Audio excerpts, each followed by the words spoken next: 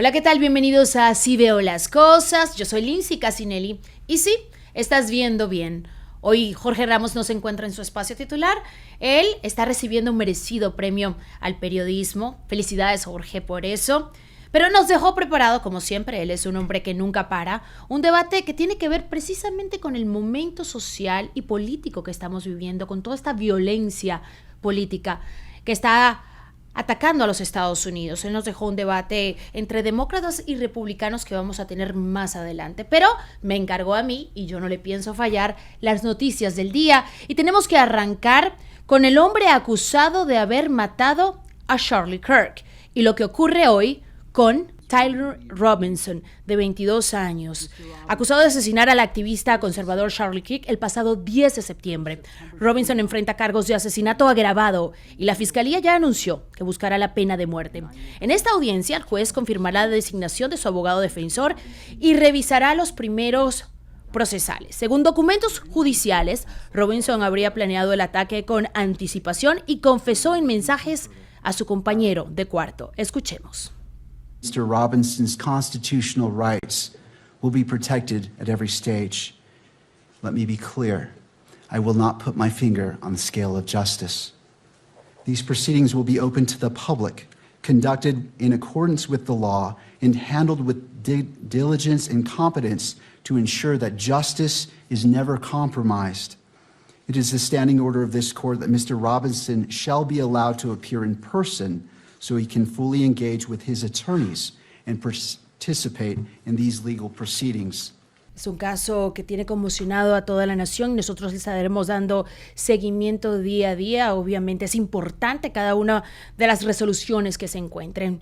Pero este fin de semana hay que hablar de que una vez más la sangre ha manchado nuestro país. Desafortunadamente, el odio político, la violencia sigue apoderándose de nuestras calles y todos sabemos perfectamente lo que ocurrió en Michigan, donde 4 personas perdieron la vida mientras estaban en la iglesia. Sí, en la iglesia. Ahí los feligreses fueron víctimas. 4 muertos es el saldo total de lo que ocurrió en la iglesia The Church of Jesus Christ en Michigan, después de que un hombre embistiera su camioneta, abriera fuego y después incendiara el lugar.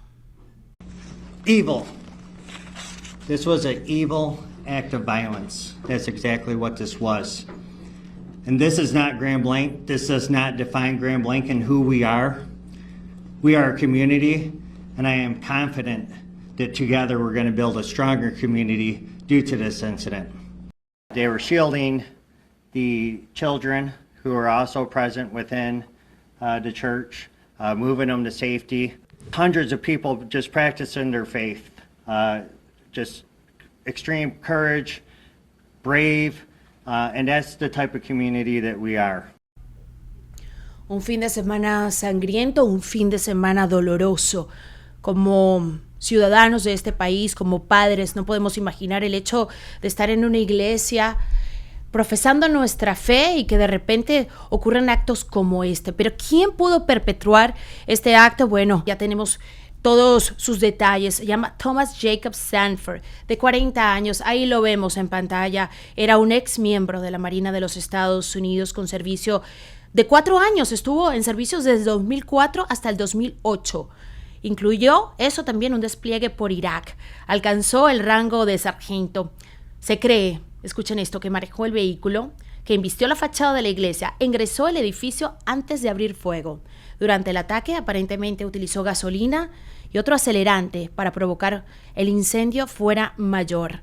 El agresor falleció en el lugar en un intercambio de disparos con la policía aproximadamente 8 minutos después del ataque. Y tenemos imágenes también del vehículo donde perpetró este siniestro terrible, este acto de violencia indiscriminada ante gente totalmente inocente. Ahí vemos la camioneta. Llama particularmente la atención que llevaba 2 banderas de los Estados Unidos en la parte de atrás.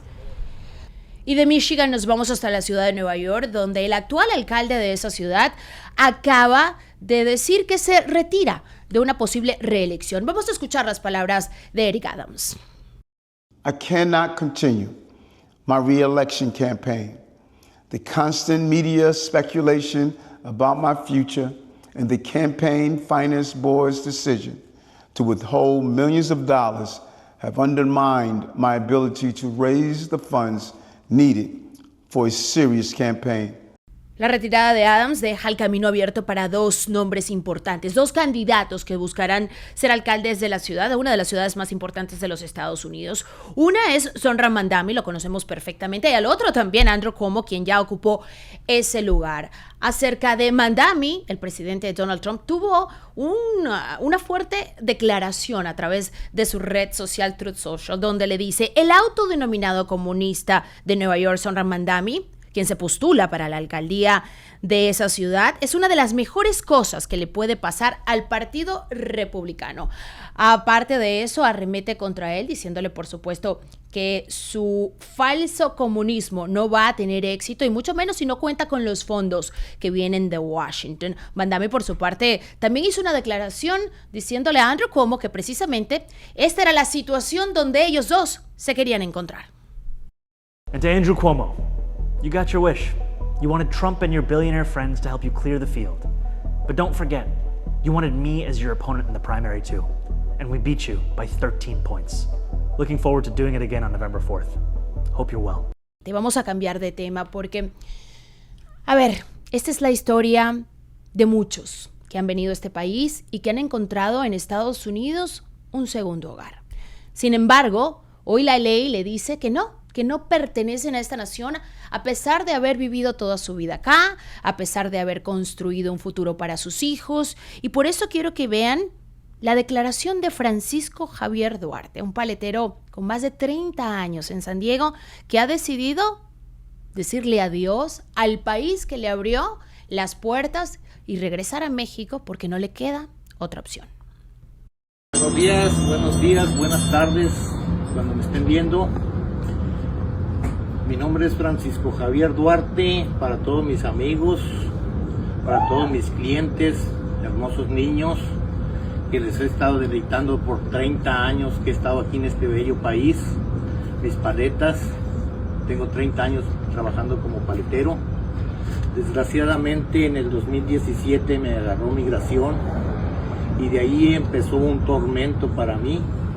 Estuve 7 meses detenido en un centro de detención de migración. Salí por medio de abogados. Estuve luchando corte con corte. Ayer fue mi última corte. Teníamos toda la esperanza de que íbamos a salir bien. No se hizo. Nos dieron una salida para México. Me pusieron un grillete. Tengo 30 días para apelar la decisión del juez, pero por mi salud, por la de mis hijos, por la de mi esposa, hemos decidido mejor retirarnos de este hermoso país que me dio mucho. Aquí en esta casa he vivido toda mi vida, por aproximadamente 25 años, y pues los vecinos de Dios son perfectos. Por algo hizo las cosas. Yo voy a estar bien. Me voy a ir a Tijuana para estar cerca de mis hijos, porque es la única forma de estar. Ellos pueden entrar y salir, son ciudadanos americanos, los 4 que tengo, pero me despido de ustedes. Dios los bendiga. Y Dios lo bendiga a usted también, don Francisco, por ese trabajo honesto. 30 años vendiendo paletas en las calles de San Diego y con eso llevando a sus 3 hijos a la universidad. No sé si escucharon, decía, una fue a Stanford, lo difícil que es ir a esa universidad, otra a Los Ángeles, otro ya se graduó. Un hombre que creo que ha aportado, por lo que está diciendo, a la economía de los Estados Unidos, que ha creado una familia productiva para los Estados Unidos. Creo que no se parece de ninguna manera a los criminales que estaban buscando para deportar, para ayudar a que este país estuviera más seguro. Don Francisco y su esposa se irán próximamente a México y fue precisamente su hija, con un inglés perfecto, la que a través de las redes sociales dice: mi papá me pidió publicar este video porque quiere despedirse de todos los niños y toda la gente que le dio la mano y que le ayudó comprando una paleta. Su mamá también se estará yendo y desafortunadamente una frontera entre Tijuana y San Diego va hacer que esos abrazos entre padres e hijos sean menos que antes. Esperemos que estén muy bien y que encuentren en Tijuana su nuevo hogar. Ahora vamos a cambiar de tema, pero continuamos con temas políticos, porque fíjense que Gustavo Petro se metió en un problema en Nueva York. Estaba asistiendo a el Congreso de la ONU y de repente, pues ya sabemos, estas imágenes las han visto, donde él mismo dice, no le hagan caso a las autoridades, no escuchen nada en una propuesta pro-Palestina. Le están dando la vuelta al mundo. Veamos. Desobedezcan la orden de Trump, obedezcan la orden de la humanidad. Disobey the Trump's order, obey the order of humanity. Bueno, nos los dijeron en inglés, bueno, primero en español, el traductor también nos los dice en inglés. Creo que en ese momento en el que dices que no puedes seguir la orden del país en el que tú estás, obviamente pones los ojos sobre el presidente de Colombia, que ya está en problemas serios porque al parecer le van a quitar o ya le quitaron su visado para entrar a los Estados Unidos. Pensar que estaba en un momento de la ONU donde se supone que tenemos que estar todos construyendo maneras de comunicarnos entre países, ayudarnos internacionalmente, pero bueno, el ir a una propuesta y hacer este tipo de cosas obviamente no va a ayudar a nadie y en este caso lo perjudica directamente al presidente de Colombia, quien hace eso públicamente. Vamos a continuar con más porque sí, recientemente una hispana hizo historia en el Congreso de Arizona. Me refiero a Adelita Grijalva, que se convirtió en la primera latina en el Congreso de Arizona en ocupar el escaño del Distrito 7, que su padre, por cierto, mantuvo por más de 20 años. Adelita tiene una responsabilidad enorme y también un poder enorme con ese voto. ¿Por qué? Vamos a escucharla. There has been so much interest in this issue, and really there needs to be transparency and accountability to what is in those documents and justice for the victims. And consequences for those who are implicated. And I can't sign on to anything until I am sworn in. And right now we're in a little bit of an uncertain time because we've just heard rumors about what this process and what's going to be happening directly. We haven't had a lot of communication with Speaker Johnson's office. Adelita Grijalva ganó con un amplio margen, más del 60% de los votos consiguió y su voto será decisivo para poder llevar a impulsar la publicación de los archivos de Epstein.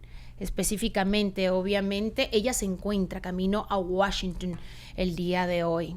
A ver qué pasa.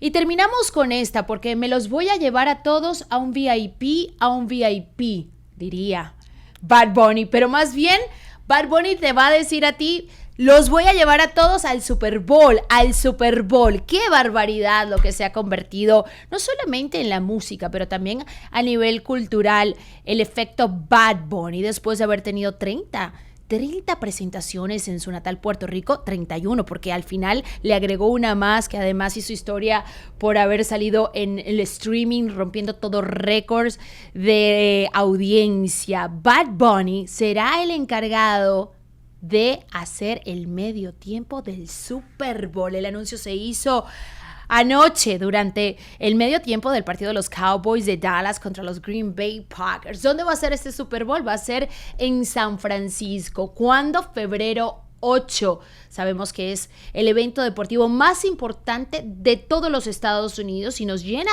de muchísimo orgullo que el medio tiempo esté a cargo de un hispano. Ahora, esto ha causado muchísimas reacciones, hay quienes están felices porque Bad Bunny quizás es hoy por hoy el artista más consagrado del momento, pero por otro lado hay quienes dicen, a ver, Benito, como se llama, si tú no quisiste presentarte en territorio estadounidense porque decías que estabas en contra de todos los raids, que todas las cosas que estaban pasando con los inmigrantes causadas por ICE, y ahora se va a presentar en el evento más importante del país. Bueno, puede ser un double statement, como dicen por ahí, o una situación donde él quiera realmente poner su carta sobre la mesa y decir: aquí estamos y no nos vamos. Los hispanos pertenecemos a esta nación, somos parte importante de los Estados Unidos, y el que quiera llorar, que llore.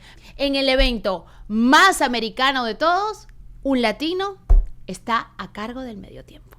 Así veo las cosas. Oye, me lo dejaron fácil con una de Bad Bunny. Gracias por acompañarme, gracias por la confianza, y mañana regreso en sustitución de Jorge Ramos. Por supuesto, él estará de regreso el miércoles, pero antes los dejo con un debate importante, un debate que tiene que ver precisamente con lo que está ocurriendo en nuestra nación y todo este clima de violencia política que desafortunadamente está empañando nuestros días. Jorge Ramos, aquí, entre demócratas y republicanos.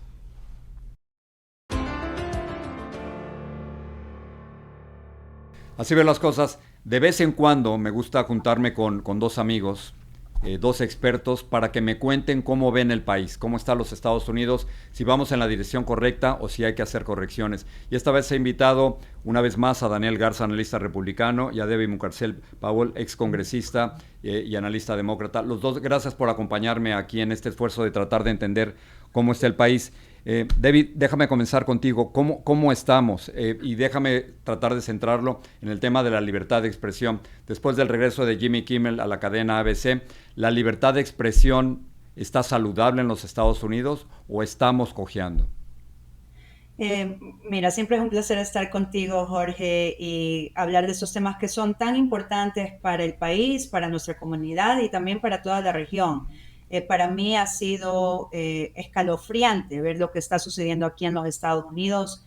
Yo recuerdo cuando teníamos a Rafael Correa en el poder en Ecuador hace unos años, donde él comenzó directamente a atacar a periodistas, amenazándolos de que los iba a arrestar. Es más, hay un periodista aquí muy respetado, Emilio Palacio, que tuvo que huir del país por esta persecución política en contra de periodistas que estaban hablando en contra del gobierno, criticando el gobierno. Y nuestra constitución aquí en los Estados Unidos, la primera enmienda es la protección de la libertad de expresión. Y desafortunadamente estamos viendo a líderes políticos que están amenazando y tratando también de poner presión en compañías privadas, de despedir a empleados o a personas que están dando sus expresiones políticas que no están de acuerdo con la ideología que está en el poder en este momento, y eso no puede suceder en los Estados Unidos. Y tenemos que recordar a nuestras comunidades, a personas que han huido ese tipo de gobiernos, que en este país tenemos la Constitución, tenemos el derecho de la ley, tenemos que proteger esa libertad de expresión. Daniel, ¿tú cómo lo ves? Tú sabes perfectamente, tú y yo conocemos muy bien México. Yo me fui de México hace muchos años porque no quería ser un periodista censurado. México no era una democracia. Y aquí en los Estados Unidos he tenido absoluta libertad de expresión, pero no sé si me va a durar, Daniel. Sí, hasta ahora yo creo que la libre expresión sigue fuerte, saludable. Claro, cautelosos de que siempre hay incidentes o ocasiones en donde el gobierno o ciertas entidades tratan de aplacar lo que es la libre expresión de personas en el sector privado o individuos. Yo creo que por encima de todo el americano sabe defender la libre expresión, sabe respetarse uno al otro, invitar el diálogo como siempre lo ha hecho usted, don Jorge. El gobierno yo creo que deberá siempre actuar en forma limitada y dentro del contexto o restricciones que nos ofrece la Constitución. No podemos cederle absolutamente nada al gobierno, ni una autoridad de acortar lo que son nuestros derechos de expresión, nunca, porque al perderlos para recobrarlos va a ser muy difícil. Y yo creo que aquí cuando el gobierno de Trump, por ejemplo, actúa de forma de tratar de presionar una agencia o una compañía del sector privado, en este caso ABC, hubo una reacción inmediata. Yo creo que lo de Ted Cruz fue correcto en mostrar coraje por lo que hizo en este caso the FCC. Y a mi criterio yo creo que fue la institución de ABC que despidió o suspendió a Jimmy Kimmel y lo regresó a su criterio. Pero siempre estar vigilantes y observando de que sea Obama, o sea Biden, o sea Trump, que el gobierno sea limitado.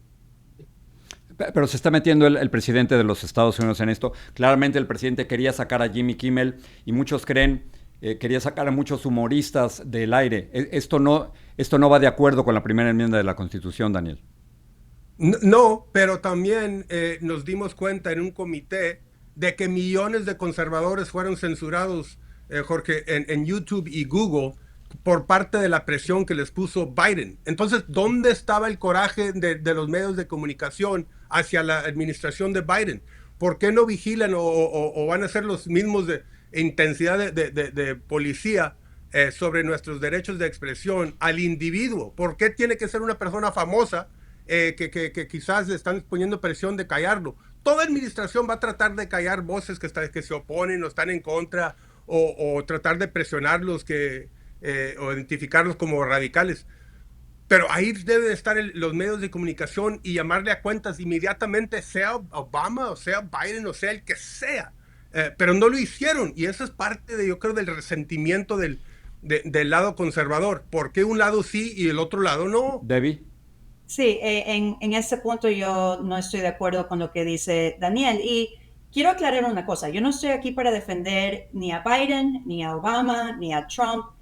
Hablemos de los hechos. Y yo creo que ese es el tipo de conversación que se está perdiendo ahora. No estamos hablando basado en hechos. Yo no recuerdo que el presidente Biden amenazó a ninguna compañía de que tienen que despedir a personas por haber criticado a su gobierno. Recuerdo muy bien que había muchas críticas en contra del expresidente y no he visto ningún dato donde alguien fue despedido por eso, algún show fue cancelado porque se estaban burlando del presidente, y yo recuerdo muy bien las burlas en contra del expresidente. Y por eso tenemos que proteger el periodismo, la independencia de los medios, de que tienen ese derecho de criticar al gobierno que está en el poder. Y sea demócrata o republicano, tenemos que estar en el mismo sitio de proteger esa libertad de expresión. Y Daniel, una de las cosas que quiero también traer a relucir, yo recuerdo cuando yo estaba en el Congreso, había muchísima desinformación en las redes sociales. Yo traje a relucir ese problema. Es más, escribí una carta al director del FBI que investigue de dónde estaba viniendo tanta desinformación, porque estaba poniendo en peligro muchas de nuestras comunidades. Y a mí me dijeron que yo estaba tratando de censurar. Yo me acuerdo el otro lado político, republicanos aquí en el estado de la Florida, que me llamaban a mí como alguien que quería censurar. Y lo que tenemos que hablar y tener una conversación muy clara es que tenemos que pedir al gobierno estadounidense, al Congreso, que vea cómo podemos tener una supervisión de los algoritmos que estamos viendo con las redes sociales, donde hay muchísima violencia de las dos partes. Y yo no voy a decir que no hay violencia de la parte de la izquierda. Obviamente hemos visto eventos donde la izquierda ha celebrado el asesinato del jefe de United Healthcare, que para mí ese fue un momento escalofriante en este país, donde celebraron un asesinato de un ejecutivo de una compañía. Eso nunca se debe celebrar, eso siempre se tiene que denunciar, y muchas de esas celebraciones vinieron de la izquierda, y yo lo denuncié como demócrata. No deberíamos de permitir eso, pero Daniel, al mismo tiempo, sí. Te vi brincando aquí, Daniel, que decías que no. Es que ahí está el problema, que cuando el gobierno entonces mete pata para tratar de intervenir en mala información, el gobierno quiere jugar el papel de árbitro sobre qué es buena información y qué es mala información. Sí debe de corregir, sí debe de dar información que quizás corrija a la persona que está equivocada, pero lo que está proponiendo Debbie aquí es censurar, es decirle a una compañía, elimina estas voces y darle más plataforma a estas voces. Entonces, vas a silenciar a unos americanos y darle plataforma a otros. Para Debbie. nada, señor. O sea, con todo respeto, Debbie, yo creo que eso es meter la pata y no es tu responsabilidad. No, Daniel, absolutamente no. Yo no creo que me estás entendiendo lo que estoy diciendo. Corrígeme entonces. Mi objetivo y el objetivo del gobierno de los Estados Unidos tiene que siempre ser proteger la libertad de expresión. Lo que estoy hablando es que hay compañías en este momento que están regulando el algoritmo donde están promoviendo teorías conspirativas, donde están promoviendo lenguaje que incita violencia. Y estamos viendo cómo este tipo de algoritmo está afectando la división, la polarización, el declive de la democracia aquí en este país y también la violencia política. Y yo creo que el gobierno tiene la responsabilidad de proteger la seguridad de los americanos y tienen que encontrar la manera de hacer eso. Las enmiendas, la primera enmienda, la segunda enmienda, las enmiendas en la Constitución tienen varias interpretaciones y sí hay límites que cuando la primera enmienda han interpretado la Corte Suprema y otros expertos en interpretar la primera enmienda, en que tiene ciertos límites. Si hay una persona que está deliberadamente incitando violencia, donde puede haber acción en contra de la vida mortal de americanos, eso sí se puede regular. Sí. Y yo pienso que la mayoría de los americanos están de acuerdo con eso. Ahí ya se cruzó una raya. Muy bien, déjenme pasar a otro tema que está vinculado con esto. Quiero que me hablen sobre el origen de la violencia política actualmente en el país. ¿Por qué estamos teniendo tantos atentados? Tenemos desafortunadamente 3 hechos con francotiradores. Primero, los atentados contra la vida de Donald Trump. Luego, el asesinato de Charlie Kirk. Esta misma semana hemos visto cómo otro francotirador atacó a agentes de ICE y desafortunadamente murió un inmigrante y 2 están heridos. Y he estado escuchando a demócratas y republicanos culparse unos a otros, culpar a la ultraderecha y culpar a la ultraizquierda. Daniel, ¿dónde estamos con esta violencia política? ¿Y tiene que ver con las armas y la ideología o qué está pasando? Yo creo que líderes electos deberían de inmediatamente denunciar a todo índole de retórica que llama a la violencia, como lo ha hecho en este caso Debbie. Todo acto de violencia y los actores también deberían de decirle a cualquier miembro de su partido también, de hoy en adelante van a moderar y modelar lo que es la forma correcta de comunicar sus ideas y respetar también la oposición en este caso. Yo creo que articular las razones que anclan tus ideas es lo importante aquí, no deshumanizar o demonizar a tu rival o a la oposición, porque esto le da alas o induce a radicales, a extremistas. Yo no estoy hablando de las personas que invitan el diálogo, las personas que tienen soluciones, que buscan persuadir a las personas con sus ideas. Estoy hablando de esos que quieren imponer una agenda a base de violencia, a base de terrorismo, que es lo que está pasando aquí. Las universidades, los profesores tienen mucho que ver con esto, en radicalizar y endoctrinar a muchas personas al extremismo, de ver a sus co-ciudadanos como nazis, como fascistas, como personas que son no humanos. Y es parte del problema aquí, de que estas personas radicalizadas... Ahora el presidente Daniel también ha culpado a la ultraizquierda de todo esto, es decir, las acusaciones van de un lado a otro. Bueno, lo que pasa, Jorge, en este caso, que el asesino de Charlie Kirk, Tyler Robinson, izquierdista. El que acaba de tirarle a la estación de ABC, izquierdista. En Dallas, izquierdista. Los atentados en contra del presidente, izquierdista. El asesino de Luis Mangione, izquierdista.